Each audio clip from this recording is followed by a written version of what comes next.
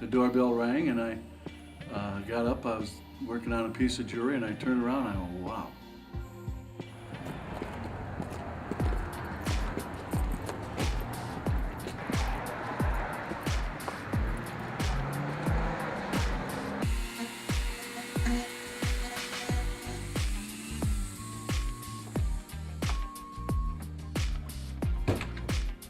Hi.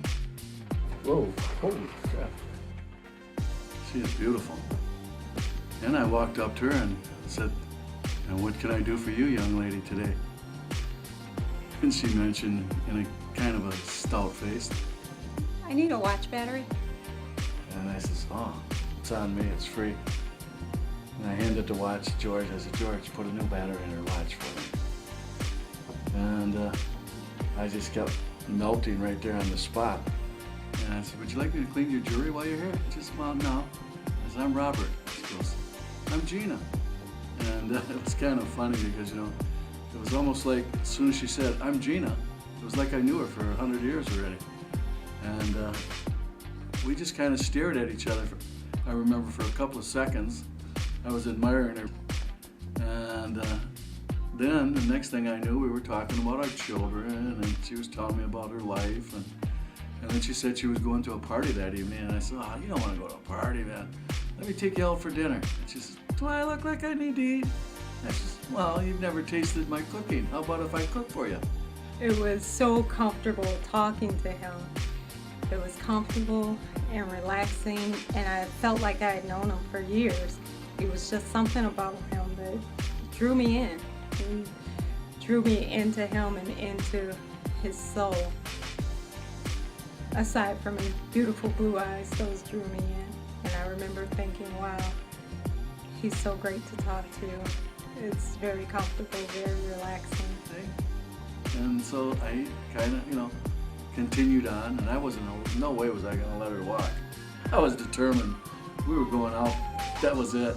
So we just continued talking more, and the more we talked, the better it felt, and the more at ease, everything started to kind of like, you know, float together. And then I gave her a map to come to my house, and I said, if she's really serious, she'll drive out to my house. So she said, well, just a minute, let me call my girlfriend and see if I can get out of this. And her girlfriend didn't answer, so she says, I guess I'm out of it. And I was hesitant at first, told him I was going to a birthday party, and you know, I couldn't stand my friend up, that wouldn't be right. But after we talked for, probably like an hour here at the store, it was just easy for me to do, and I called her to see if she was still going, and she didn't answer. So at that point, I told him, why not? Sure, I'll come to your house for dinner, which is something that I normally would not have done. But I remember telling myself, live. You have to live, you have to dance and live your life and step outside of the norm. And so that's what I did. And then she came in and we just kind of talked, and I had the meal probably, well, I don't know, probably 75% done at that point. And then I asked her if she'd like a glass of wine. She said, no, I've never drank in my life. And I said, well, that's even better. You don't smoke, you don't drink, you're a perfect lady. And then just went on. And then after dinner, we sat out on my upper balcony and watched the sunset, and went back in and turned on the TV and just started talking. I don't even really think we paid any attention to what was on the TV. It was just like we spent probably 4 hours together. And she was just a polite lady. Couldn't get too close to her that first night, but that was okay. I enjoyed the moment. It was a magnificent moment that I'll never forget. And then after that, everything just started falling into place. The first thing that went through my mind when Robert proposed was I'd be honored and delighted to carry his name. And I just knew right at that moment, she was so compassionate and so loving. I just knew that I couldn't live without her for the rest of my life. I had to have her. She had to be with me. And our romance continued to grow and grow. And we went through everything together. Everything you possibly think of, we've been through. And last December I decided that now is the time to ask her to marry me, because I didn't want anything to change.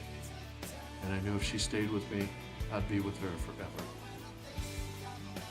We're like a ball of yarn, you know, and it just keeps rolling into a bigger and bigger ball.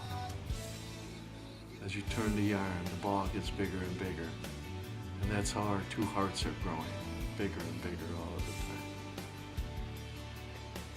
She's mysterious at times, loving, most caring person I've ever met. And I really need her. She is my knight in shining armor.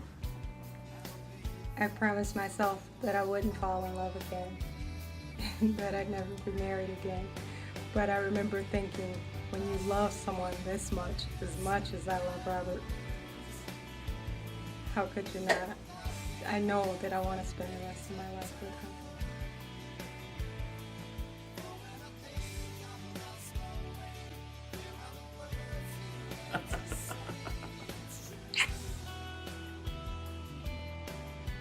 You're beautiful. So are you.